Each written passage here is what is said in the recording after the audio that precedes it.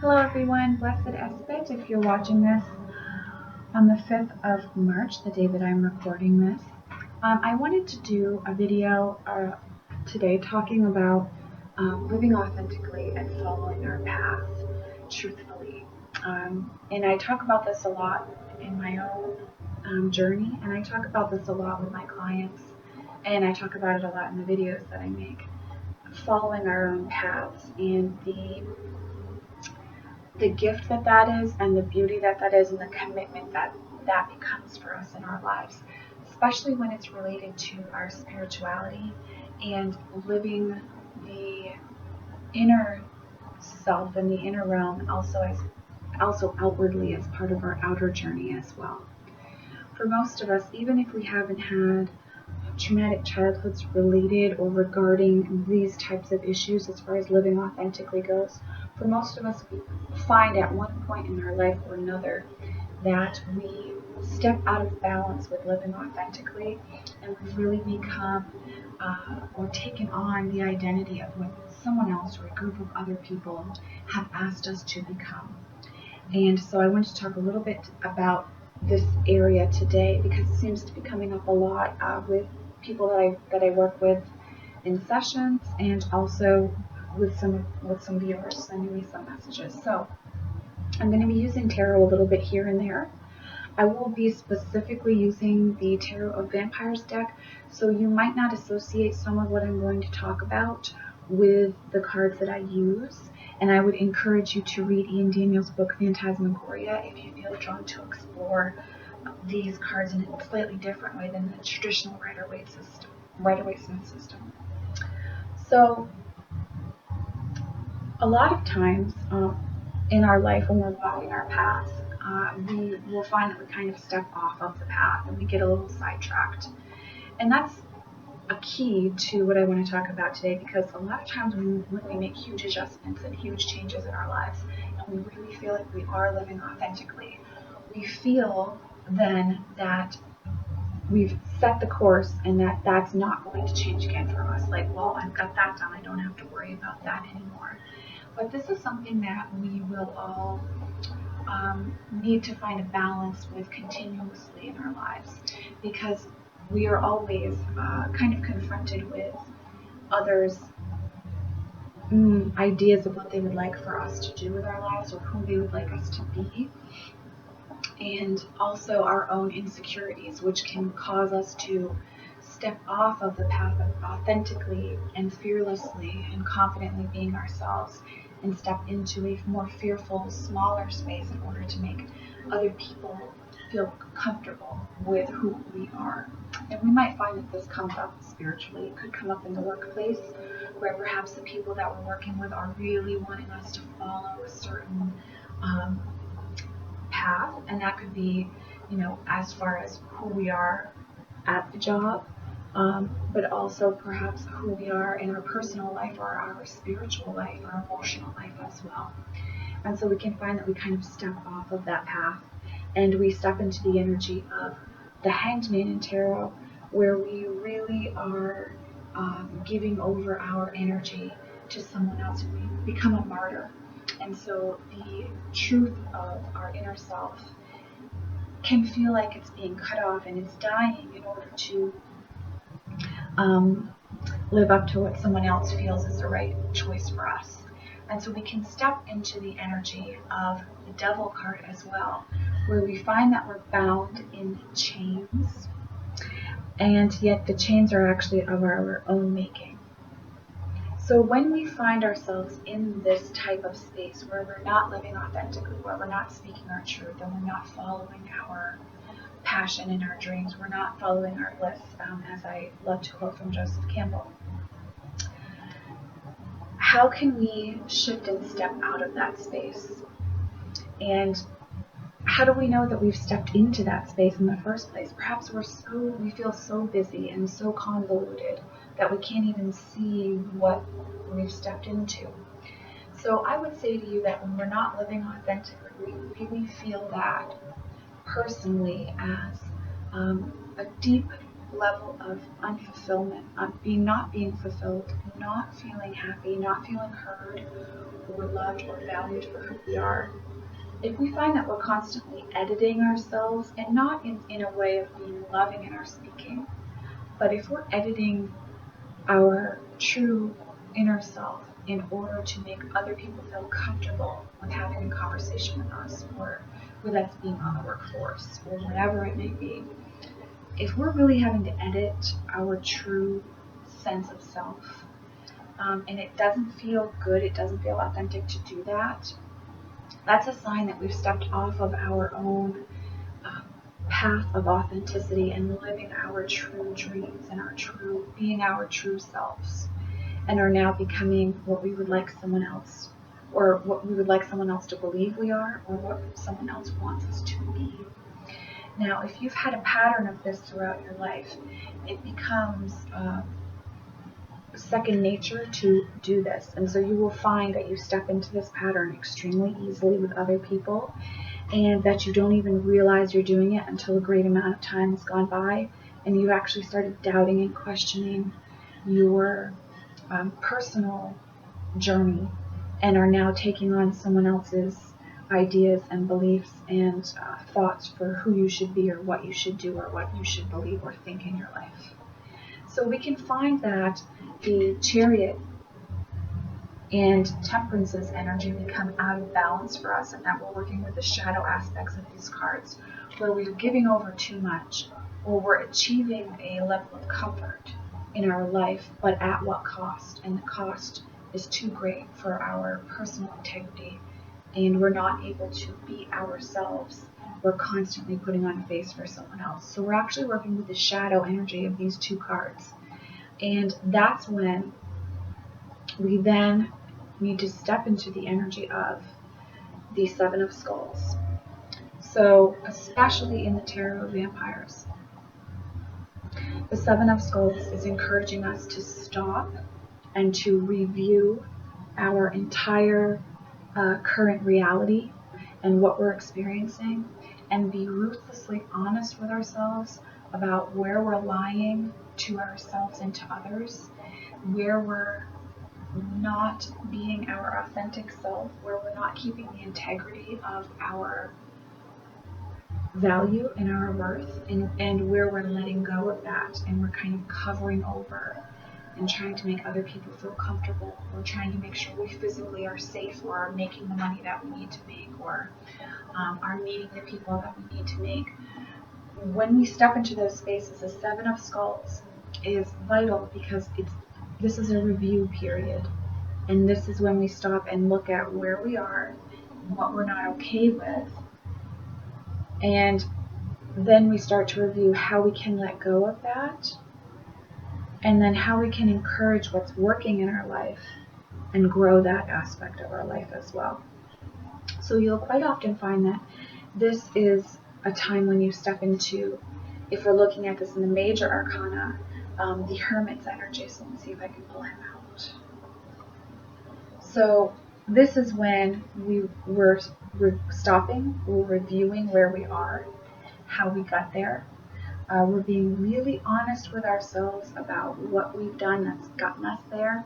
So we're not staying in the Hanged Man's martyr energy of look at what these people have done to me, or look at what I've had to do to make it. Look at what I'm going to have to continue to do to make it.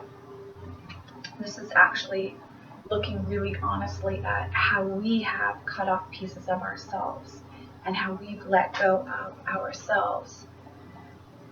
And we've done it willingly, especially as adults. If we have had a pattern of this experience as children, we'll find that we might have a tendency to step into doing this willingly for others, and really cut off and let go of parts of the self and parts of our experience that are really beneficial and beautiful for us. And the killing of these parts of ourselves to make others happy or comfortable with us is really detrimental to our experience. And you'll know, because you'll feel it. And I have a feeling in 2015, a lot of us are really going to be exploring how we can shift this energy and stop repeating this cycle for ourselves. So here is the Hermit. So both the Hermit and the Seven of Skulls are our first step when we can see that we've really stepped out of balance in living authentically and living our truth and following our own path. And again, this is going to require a time of withdrawal, a time of review for ourselves, a time of research for how we step back into living in a way that feels beautiful to us, that brings the magic and the joy and the connection and the beauty back into our lives. And we'll often feel very disconnected if we've been living inauthentically for some time, even for a brief period of time. If we're very aware of our emotions, we'll notice that there's this feeling of disconnection. So we are always connected to the divine, to spirit. But again, when we're not living our truth, our beauty, we will have this feeling of disconnection, that we can't tap into source, that we can't create in the way that gives us the most meaning and joy and pleasure in our life. So this is when, again, this becomes about the withdrawal and the research and the review and the exploration of how we can let go of these cycles. We might find that at times this really does call for swift, unapologetic energy and action. And so we might find that we're interacting with the Emperor once we step out of the withdrawal space of the Hermit and the Seven of Skulls. So now that we've reviewed and we can see where the wounding is that we're doing to ourselves, the ways in which we are wounding ourselves in this current situation, now we can step into the Emperor's space of action and creation so that we can stop repeating this cycle. And the way that we do that is by actually changing things. These can be small steps at first. So rediscovering what we're passionate about with the Queen of Scepters. What is beauty to us? What is truth to us? And how can we take tiny steps each day to step into the fullness of that energy of being our true self in every moment of every day? Not feeling that we have to cover over and hide. So this could be a small step for you. It might be journaling. Could be doing a daily draw for yourself if you find card work very beneficial for your spiritual path. It could be meditating every day, going for a walk, being out in nature every day. Start with these small, concrete steps that cause our vibration to rise and for us to feel good about ourselves and our experiences. And then once we step into the fullness and the joy and the pleasure of reconnecting with those moments of our life when we really are truly ourselves and feel the beauty, the presence, and the power of that, then we can step into the even more active energy of the Emperor when working with cards like the Six of Skulls and the Six of Scepters. So especially with the Six of Skulls, I'm referring to the Tarot of the Vampyres outlook. All right, guys. But with both of these cards, we're taking big, expansive action now. So we've started in small ways that have caused us to feel strong in our being and to rebuild the foundations that we've let go of for ourselves. And now with the Emperor, the Six of Skulls, the Six of Scepters, the Six of Wands. That is the Six of Scepters. The Six of Scepters in traditional tarot. It's so funny because I see the images, so I have to look at the image and then line it up with the card name.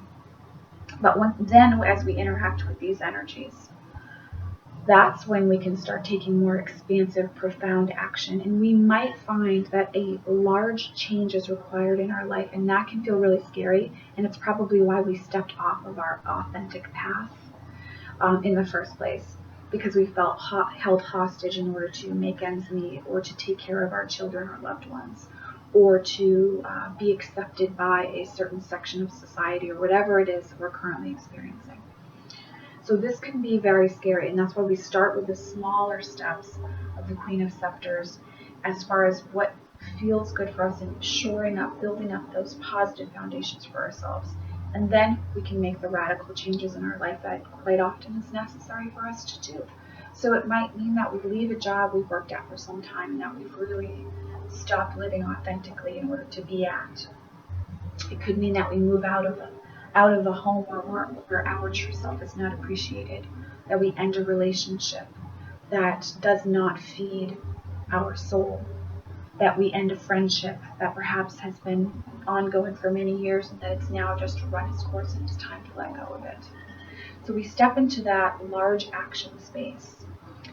And what holds us up in that space are the small steps that we've taken, the research that we've done with the Hermit's energy, and with the Six of Skulls and Six of Scepters, the belief in ourself, the belief in the worthiness of the cause, which is living authentically, being our true self.